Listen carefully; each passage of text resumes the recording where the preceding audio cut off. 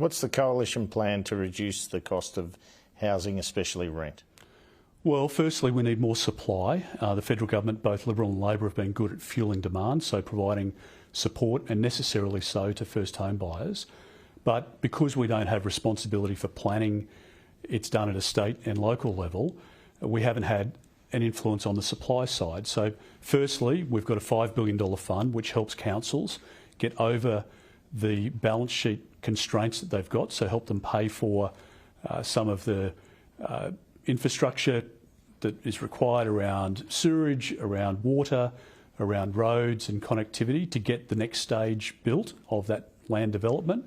So bring on more supply. The government's brought in a couple of million people over the course, of the last year. When you look at the numbers, quite staggering. The number of people they've brought through the migration program, that has completely and utterly driven the demand for housing at a time when we've had an 11-year low on housing starts. And so no wonder there's a housing crisis and therefore a rental crisis as well. This wasn't a problem 5 years ago.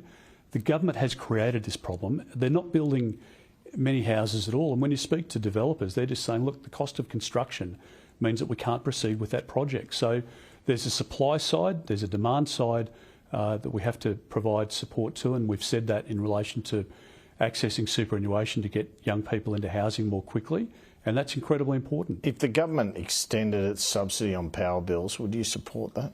If it's going to be inflationary and it's going to keep interest rates higher for longer, and it's going to keep grocery prices higher for longer, and it's going to keep electricity prices higher for longer, then no.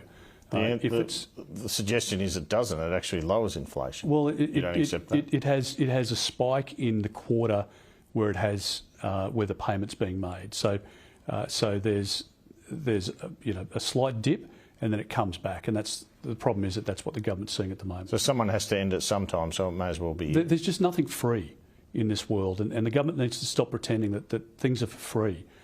You can provide support to people who have a HECS debt, and you can wipe that debt, but don't pretend that somebody else, another taxpayer, isn't paying for it. So I just think we need to have a debate about, firstly, the government's not going to deliver their promise of $275 reduction on power prices. People's power bills are up by $1,000.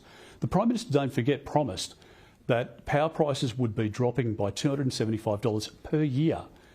That hasn't happened. Power prices have gone up. It's absolutely true it hasn't happened, but where do you get the $1,000 from? Well, that is the figure that's available to us, and people's power prices have gone up by $1,000. In 34% electricity bills have gone up. Now, you can have a one-off hit where you can say, here's $300, but people aren't stupid. People know that that's not going to survive for the next quarter or next year. We have to have an energy policy which helps us decarbonise, helps keep the lights on, and helps reduce power prices. Are you going to promise Australians tax cuts in the campaign? We've been very clear that we want a simpler, fairer tax system.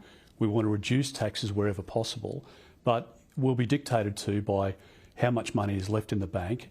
We're not going to act in an irresponsible way. The Liberal Party, the Coalition, will always manage the economy more effectively than Labor, and we do that by spending in a reasonable, responsible, pragmatic way. And if we can afford tax cuts, then they'll be delivered. Because originally you did indicate you wanted to reinstate closer to the stage three, the original stage 3 package. In an ideal world, in terms of the budget, would you want to do that? Well, it's an important point to make, because before stage 3 there was stage 1 and 2, and they were delivered by a coalition government. Stage 3 was legislated to be implemented, and the government rejected that. So I want tax cuts across the board because I want to try and provide incentive, and I fundamentally believe that people at the moment are working a second and third job, not because they enjoy the extra hours away from their family, but because they can't afford to pay their school fees or their health insurance or their grocery bill. People are hurting, and I want an environment where they can afford to live again, and Anthony Albanese is promising an environment where the cost of living pressures are going to continue. Could you pay for them with public service cuts or freezes or something of that nature that you've sort of alluded to? Well, the government, the Albanese government is following the Allen government and following the Miles and Palaszczuk governments in relation to increasing dramatically the numbers of public servants. That's what's happening here, because it pleases the Public Service Union, not because it's good for service delivery. So we've said that we want to protect and preserve the frontline positions, but the back office positions, which always balloon under a Labor Party here in Canberra, we should be looking to reduce those. And the government... Would that be used for tax cuts? Well, it could be used for paying off debt. It can be used to reduce inflationary pressure in the economy. There are different uses for it, and we would weigh all of that up, and we'll be very honest about where we see those priorities. You and the Prime Minister have both spoken about the prospect of achieving a majority government win. But it's far more likely, isn't it, that you could win something like 70 or 71 seats and have to rely on confidence and supply from the independents. Would you be up for that? Well, I've said clearly before, and again, leaders can say before elections that they won't talk to those on the crossbench. The reality is that there is no serious commentator, I'm not aware of one, in the country at the moment who says that Labor can form a majority government. I think it's at $15 on Sportsbet. So it's just not happening. And when the Prime Minister says that he can form a majority government, people know that he's not telling the truth.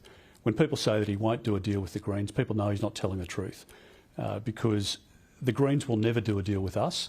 We will never do a deal with the Greens, particularly given now that we know they're a racist, anti-Semitic party, and yet the Prime Minister will jump into bed with Adam Bandt and do a political deal, no question about that. And the Green Teals will only ever support a Labor government. So I think we need to be honest about the fact that if you vote for Monique Ryan, if you vote for Zoe Daniel, if you vote for Kate Chaney, you're voting for Anthony Albanese and a minority government with the Greens. It would be a disaster for But WA. if you won 71? We'll talk with the crossbench, but I can promise you that it's clear from their voting pattern. Kate Chaney, Zoe Daniel, Monique Ryan, 80% of the time they support the Greens.